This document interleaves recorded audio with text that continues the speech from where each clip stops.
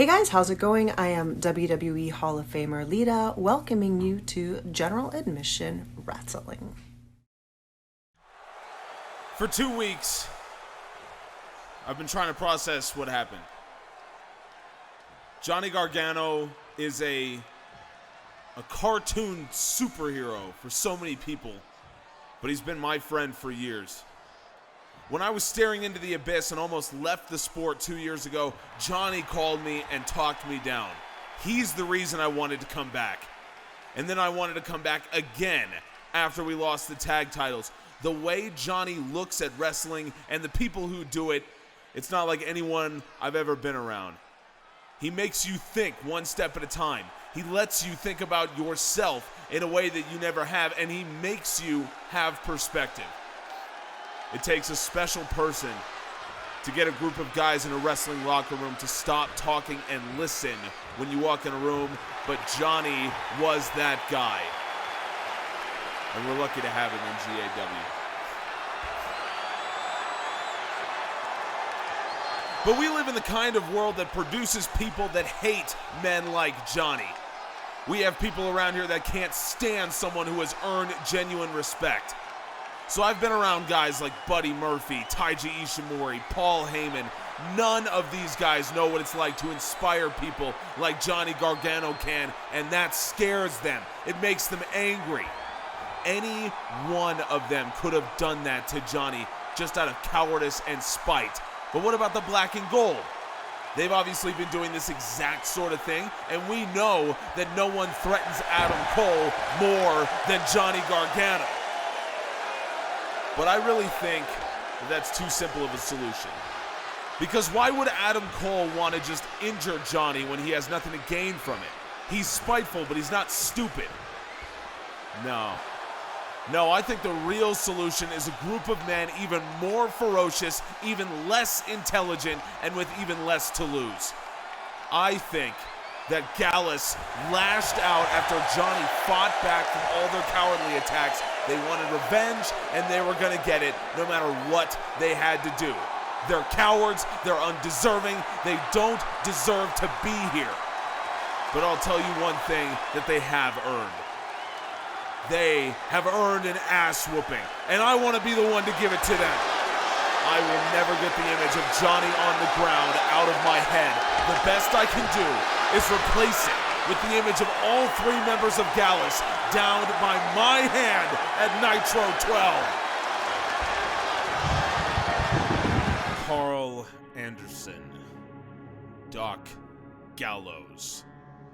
Two violent men for a very violent age.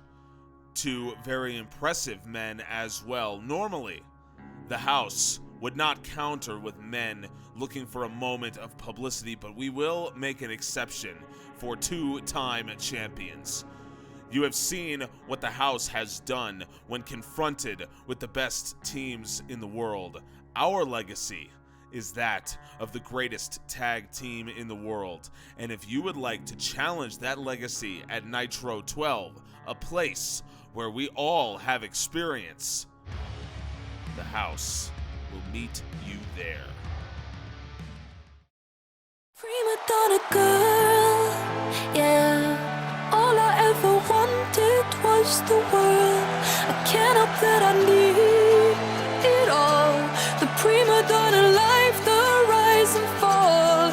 You say that I'm kinda difficult, but it's always someone else's fault. Ladies and gentlemen, welcome to Friday Night Storm, our final episode before Evolution, or before Nitro, I should say.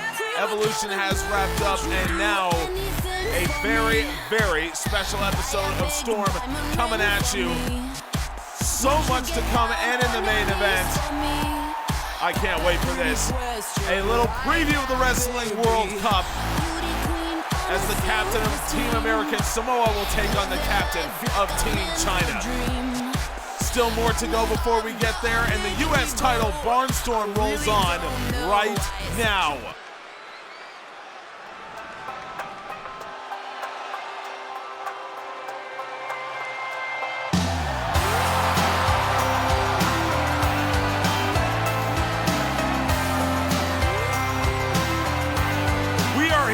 Los Angeles, California, the hometown of Evolution's former Rise champion, Caitlin Dunlap, who now will get a chance to become the next US champion. Lacey Evans is burning through these title defenses as part of the US Title Barnstorm. This, if I'm doing my math right, would be number 4 for Lacey Evans as she approaches the all-time record, sitting at 6, courtesy of Ronda Rousey. Caitlin Dunlap will be the first Evolution wrestler to challenge for the US title. And could she have the answer to Lacey Evans that no one has been able to figure out yet? So Caitlin Dunlap is the kind of wrestler that could potentially give Lacey Evans some trouble. She fights a unique style and one that Evans, I don't believe, has had much experience with. That being said, Evans coming off of a brilliant defense against Ember Moon, the former champion. Evans was able to deal with, of course, the very dangerous Eclipse, able to stay out of the way of that. She will need to do something similar when Caitlin Dunlap brings the DDG to bear. And we know all the things that Caitlin Dunlap can do, and now we're seeing that athleticism. Dunlap rolls back into the head scissors. You're not gonna find many athletes in the sport of professional wrestling better than Caitlin Dunlap. She got title experience as well. The former Rise champion, Lacey Evans, caught her with a big right hand, and we know that M9 is deadly. And it will be deadly for Caitlin Dunlap. Beautiful job here from Lacey, the US champion. Dunlap trying to fight back. This is gonna be interesting pacing-wise. Let's see what Dunlap can do. Lacey Evans does not seem to be concerned with pace. It seems that she can fight any tempo that she's asked to. It's a very rare trait, but it's perfect for what she's trying to do here with the US Title Barnstorm. You need to be able to fight at different tempos, different paces. You can't expect to be able to control every single match, and Lacey Evans has not. Now Caitlin Dunlap with the superiority. Dunlap, we've seen it so many times. It helped her win the Rise Championship back a few months ago. This time it only helps her to get a 2 count on Lacey Evans. The US champion survives. Evans, beautiful job, rolls up. Evans going in, and Evans with the American Slam. Again, shocking speed from the US champion, makes the cover, no! Just a 2 from Lacey Evans. And now Caitlin Dunlap could be in a little bit of trouble as Evans sends her into the corner. Now, Dunlap placed on the top. Evans catches her with a big right. Dunlap able to fight out of a dangerous position. Now Dunlap going after Evans, and Dunlap hits her with an M9 of her own. Dunlap with a boot to the temple. And now Caitlin Dunlap. Dunlap, you gotta like what she's doing here. Dunlap getting her up. I think she's looking for the DDG. Evans on the other side. German. Lacey Evans had the DDG. Scouted M9. And just like she did against Ember Moon, Lacey Evans scouts the finish, and Lacey Evans wins the US title.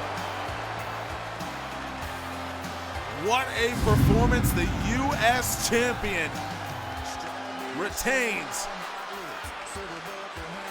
And just brilliantly done from Lacey Evans. The kind of thing that we absolutely expect from her at this point. She's done it so many times, it shouldn't be surprising, but every time Evans finds a different way to win. The US Title Barnstorm will roll on. Evans is 4 for 4. She will be headed into Nitro 12 as the United States champion. What a performance. Let's go backstage now as Mercedes Mone and Kacy Catanzaro sit down ahead of their world title match in Seattle. So what? We just gonna sit here and throw insults at each other till someone hits someone? This is beneath me. You're beneath me. This company is beneath me. But like I said, these sappy media idiots love you, Kacy, which means there's money around you. So I'm coming in, I'm making that money, and going back to where I belong. And where is that exactly? Hollywood, after parties, clubs, throwing racks, the beach, you choose. But all you fake ass bitches pretend like you live in the weight room but we all know when you go home, you watch Netflix, you eat fat-free popcorn for half your life, you ain't done shit, you won't do shit. You know, I have an honest question. Do you think I give even the slightest damn about what you think I do in my spare time? Yeah, bitch, I do. I think you care a lot about what everyone thinks of you, which is why you've been trying so damn hard to be likable just so you can feel like you've done something. I don't think I've ever said this before, but you are one of the saddest individuals I have ever come across. You come off as a single 30-something who regrets the fact that she's never had a real relationship. All you've had is women who want your money and men who want your body. And you've said it yourself, the only reason you even want a part of this match is for the money. But the funny part is that you're leaving so much money on the table by being an arrogant, vindictive shrew that it won't matter. You can say what you want about me, but I know that in the bottom of my heart that I have more belief than you, and I know for a fact that the people of Seattle will have more belief in me than you, and in the end, that's what will eat at you every night. Because you're really the one who wants other people's attention to satisfy your unbelievable ego and sadness. I can only imagine that it comes from some sad childhood experience. So I'll see you at Nitro, I guess.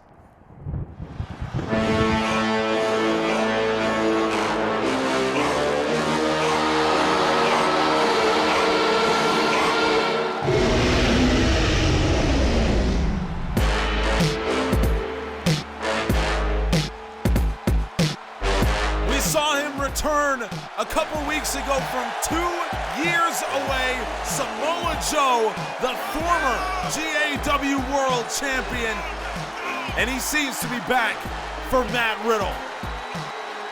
It seems as though our former champion has his eyes on a different prize. Joe, a former GAW Classic winner, a Nitro main event winner. Samoa Joe has done it all in a relatively short GAW career. And that means that when he brings his considerable ferocity and ability to bear against Matt Riddle, Riddle might have a real problem here.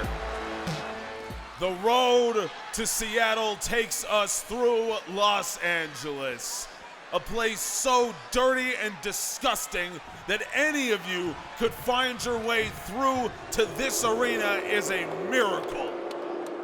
I've been through meccas of wrestling before, and I know damn well this isn't one of them. And just like your shit-ass excuses for basketball teams here, the pro wrestlers you claim, or that claim you, are faker than the body parts of the women that live here. For 10 years, Matt Riddle pretended he was a Cali boy, like he was part of the culture. Matt Riddle is from Pennsylvania and trained in Las Vegas. He was picked up by a Dutch guy and trains in someone's backyard with poor lighting and a DSLR.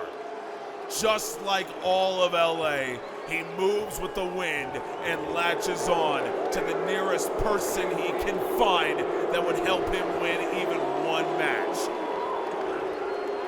Matt Riddle, you're a fake champion. Not because you didn't win that belt fairly, I'll grant you that. You're a fake champion because you're not what champions are made of. I know what it takes to get to the level you pretend to be at, and you haven't done what needs to be done. In a way, I respect Aleister Black and what he's done. I do not respect you, Matt Riddle. which means that I don't respect your claim as Intercontinental Champion. The only thing I do respect about you, in a way, is that you've been so brainwashed by an absolutely battle-crazed maniac like Aleister Black into thinking that you might actually stand a chance against me. Wait, just 1 second here.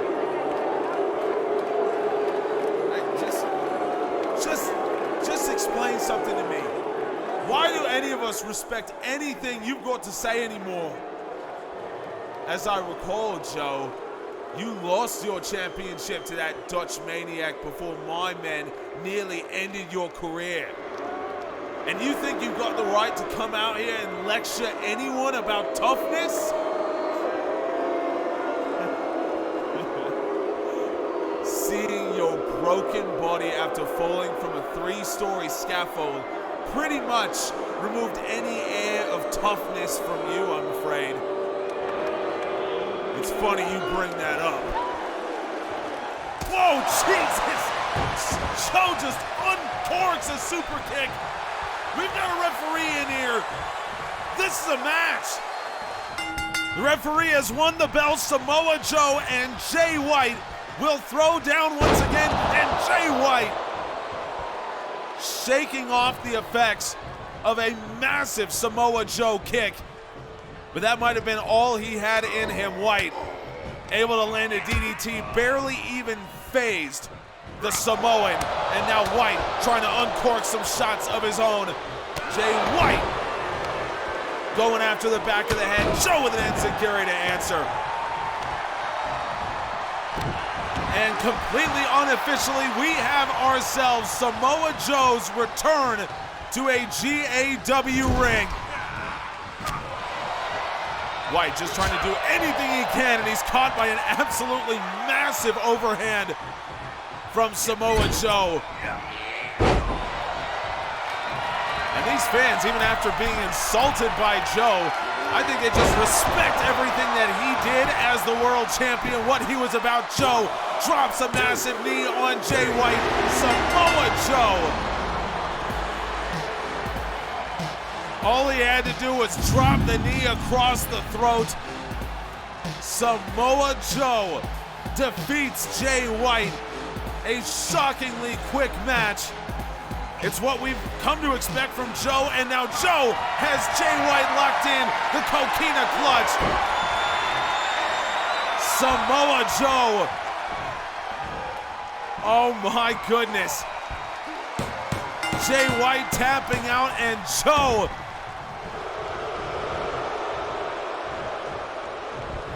gonna send another message to Matt Riddle, because Samoa Joe, oh my God. Samoa Joe, he's gonna get Jay White up. Joe with the muscle buster.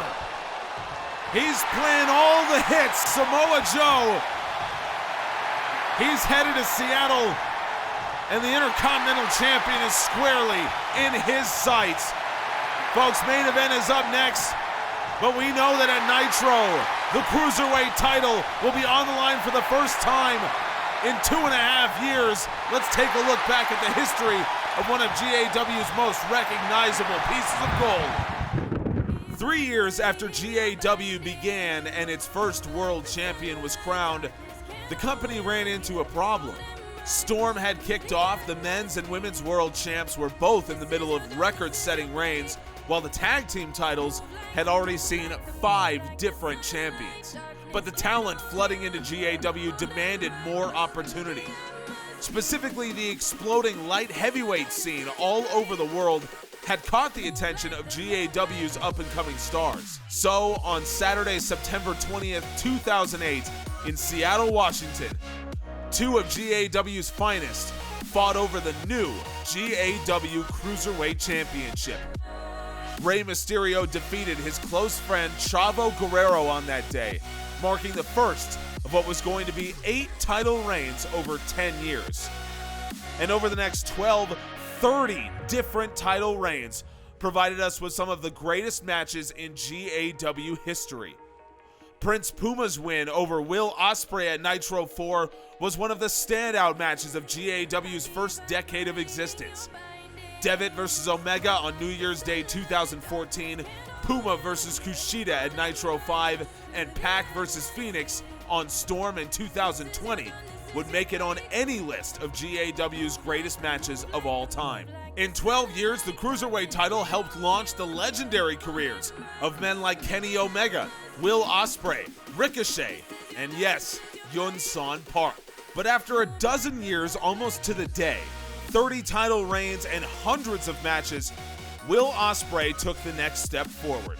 The Cruiserweight title was unified with the Intercontinental title in a move that was roundly celebrated. The sport was different than it had been in 2008, we all knew that. Even Mr. Cruiserweight himself, Rey Mysterio, gave his blessing to Ospreay, a four-time champion in his own right. Honestly, it was sad for me as a competitor to see the Cruiserweight title go away, but I supported Will in doing it. He was right. The sport had evolved in such a way that smaller guys had the tools to compete with everyone. We didn't need to be segmented off anymore. And Will, he proved it was possible. But what do we always say in GAW? Evolution is always a reality. Now we've evolved again, but not because the smaller wrestlers aren't capable. Rather, it's an appreciation for the exquisite history of the Cruiserweight title that has called it out of retirement now. So we return to where it all started. 15 years later, in Seattle once again, the GAW Cruiserweight Championship will return. This is what Cruiserweight wrestling used to look like. Yeah, I could go win the world title, but then I'd just be a name in the history. I'd be the greatest world champion, but we know ain't nobody putting respect on my name when Omega, Styles, and whoever else are on that list. But now I'm changing the game. It's Swerve, baby. That's all I ever wanted to do. That's all I do every day. That's what Cruiserweight's been doing. We've been disrespected. That shit's over now. I'm Kevin Kelly, and I'm here with Diamond Dallas Page, a former 8-time world champion and world-renowned trainer. DDP, we're talking about the Wrestling World Cup. We know the lineup of countries competing, and we know a lot of the wrestlers. What are your initial thoughts on the incredible field? Well, I wish I knew even more of the men competing, but just based on what we know, I like Team Japan an awful lot. It's an unconventional setup for sure. I'm surprised Sonata made the cut when you've got guys like Tanahashi, Ishimori, and Nagata waiting. But what that tells me is they have a plan for how they want to attack the tournament. They're the only squad we know of so far who aren't taking an established tag team. So whatever Okada and Shibata are planning, I think they might be playing 4D chess with this.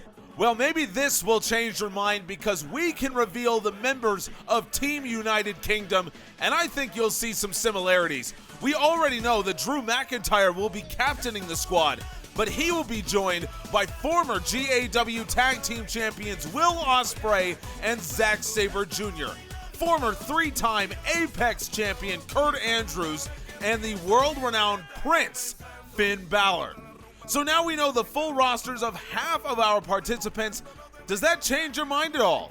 Well, getting McIntyre and Ospreay together is going to be a recipe for insane chaos, especially because the World Cup will be after they fight for the GAW World Championship at Nitro. So that, to me, seems like a disaster waiting to happen. But if they can keep those two under control, in my opinion, that is the strongest roster top to bottom that we know of so far. But that still leaves us with question marks for countries like American Samoa, China, and Australia. And I don't think people realize how much talent there is in those countries. I think people will be shocked. Well, I'm glad you brought that up because coming up next, we'll get to meet the team captains of American Samoa and China as they face off in a special showcase. Thanks for joining us.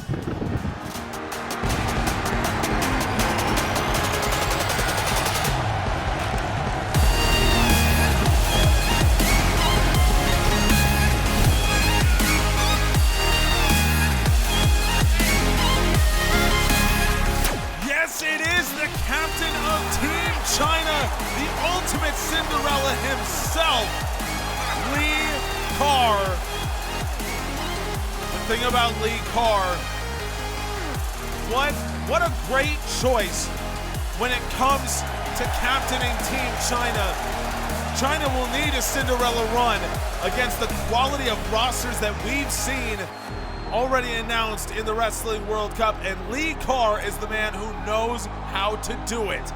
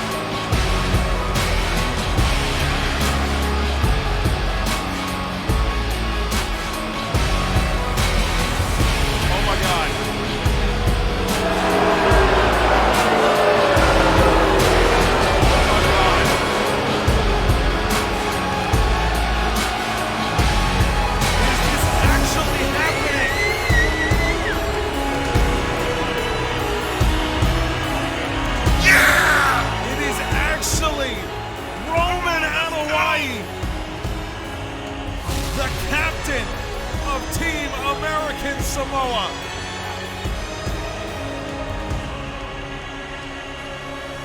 I mean, this is unbelievable. We've seen so many surprises.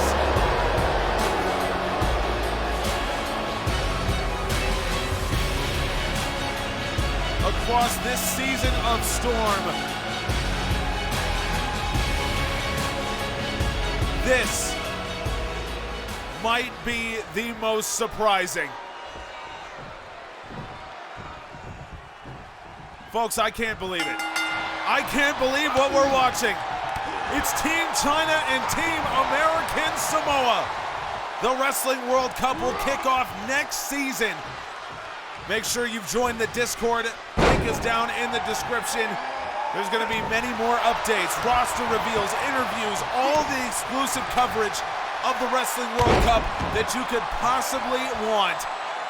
And all of it will be in the Discord. Make sure that you don't miss a minute. And folks, we're seeing the level of talent, the quality that will come in the Wrestling World Cup. And now we're seeing a preview. China and American Samoa will be bringing their best.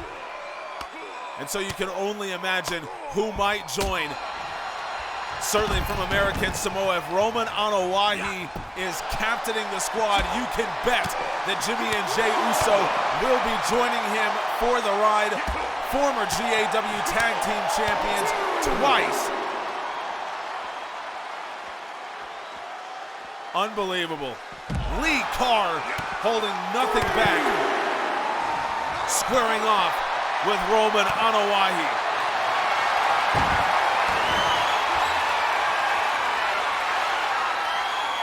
This is what the Wrestling World Cup is going to deliver to us. And folks, this is special. This is special. Now Anoa'i going into what he specializes with. What he specializes in, it's the ground and pound, it's the brutal strikes. This is where he excels. Lee Carr just gonna get back into the ring as referee nearing the count of 7. We're rolling with GAW rules here, so he's got to the count of 15. Anoa'i on the outside, taken by the dragon screw leg whip by Carr.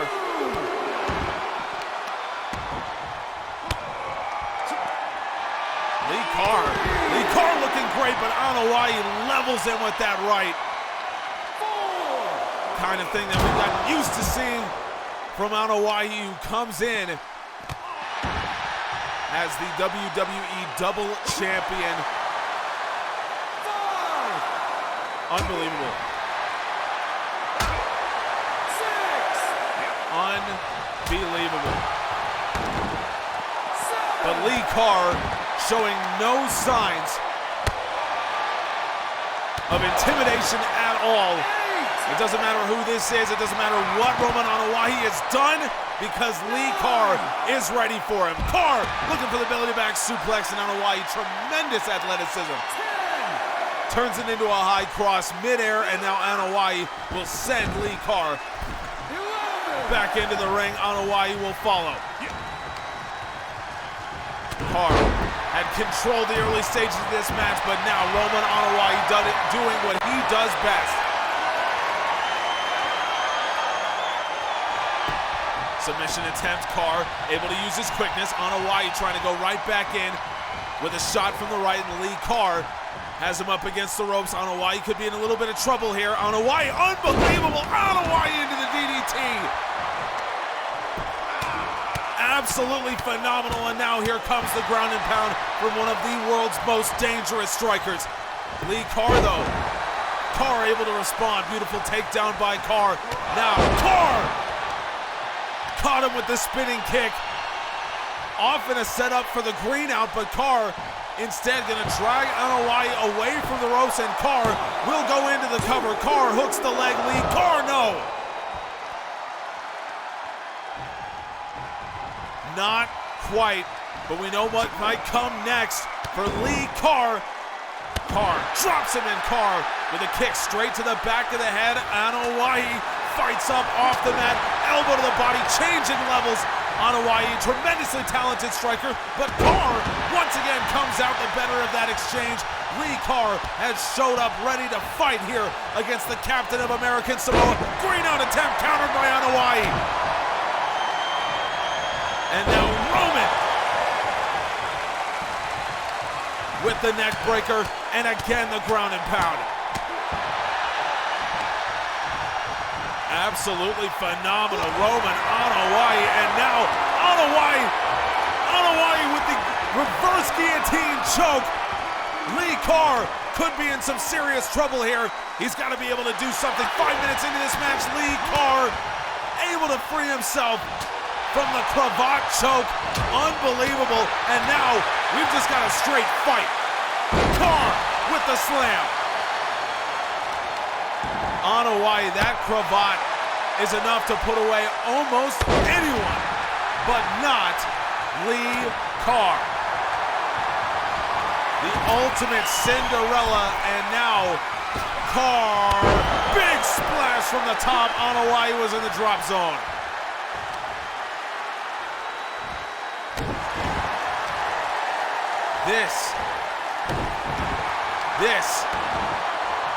This is a spectacle. What other way could I say it? Anoa'i back to his feet, going in. Carr caught him, boot to the gut, and now Carr with a single underhand suplex, and Carr into the ground and pound. How often do you see anyone do something like this to Roman Anoa'i? Carr caught him coming in. Anoa'i might be setting up the classic spear. Carr with the bolo punch to the body, and now Anoa'i back to his feet again. Into the corner he goes. Carr sets him up on the top rope. Anoa'i could be in trouble.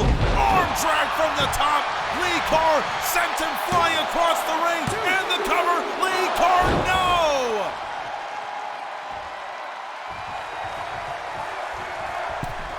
Carr gonna try to finish him off here with the elbow drop. Caught him in the throat. Lee Carr has added that to his game over the past few years. Lee Carr, no!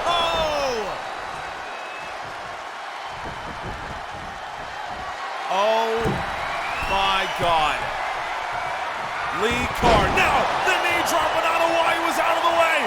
Just in time. Anoa'i, flying guillotine choke. Roman Anoa'i is taking Carr down. Anoa'i to win for American Samoa.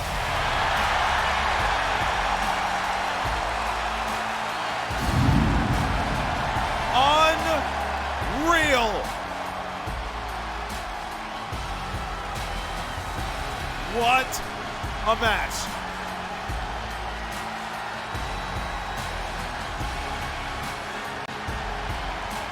Wow. Folks, this is just a taste of the Wrestling World Cup. This is what you can expect. Roman Anoa'i and Lee Carr will be leading their teams into the Wrestling World Cup next season. I hate to upstage anyone, but something needs to be addressed right now. You all saw a couple days ago that William Regal approached me and tried to get me to bow out of a match I earned. I don't know if it's because he thinks he can pull rank on me because Drew McIntyre is the captain of Team UK, or just because he's scared of having to face me, but that's the most disrespectful thing I've heard in years. Insult me all you want, it doesn't matter, but tell me to give up, and now we've got a fucking problem. Get out here, Regal, so I can say it to your face. I'm hurt, Mr. Ospreay. Truly hurt. To think that I would disrespect you at all cuts me to the core. You should know how much I respect you and what you've done. All I mean to do is allow you to pursue other dreams that I know you have. Will, we can do something great together. As the King of Europe and the King of GAW joins the King of Indies and the King of Cruiserweights, we can win the Wrestling World Cup together. We'll be the kings of the world together. We're on the verge of something truly great, something we've never seen before. Why are you so desperate for me to not fight Drew? Do you understand what we could do together? A tag team with you and Mr. McIntyre would be the greatest in this sport's history. We could tour the world, Will. We could win titles together in every country on earth. We could win titles in 6 continents. We could hold dozens of championships. We could make more money than you've ever dreamed of. Your name would be in lights forever. We would go down as the greatest wrestlers of all time. I didn't expect you to answer the question anyway. Will, let's not do anything rash here. Think about the unfolding possibilities in front of us. I heard you. But you can't distract me from the only possibility I want open right now. It's been my dream to win the GAW World Championship since I was 19 fucking years old. And nothing you can say or do will take me out of that match.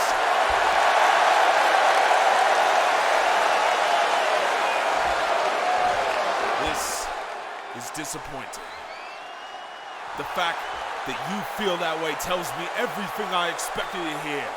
And I think that this cowardice is not fitting of a king. What do you think? Mr. Ospreay, please. I think that it's time to end the reign. So, since I won't be backing down from Nitro, what you say we make this a little more interesting? Put the WXW Unified title on the line and let's end this king discussion right now.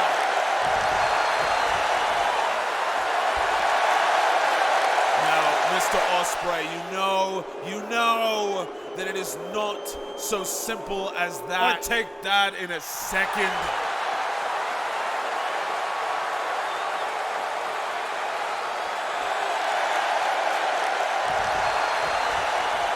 I didn't get here by backing away from boys in over their head. Now, let's not do anything rash. This is the simplest yes I've ever said. Then let me at least add a bit of rationality. Let us not allow Will Ospreay to add extra stakes without taking on stakes of his own.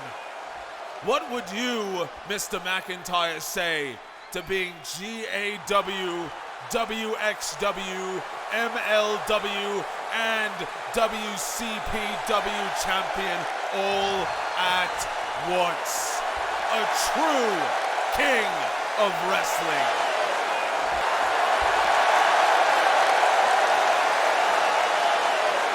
Title or not, I'll smash Will Ospreay.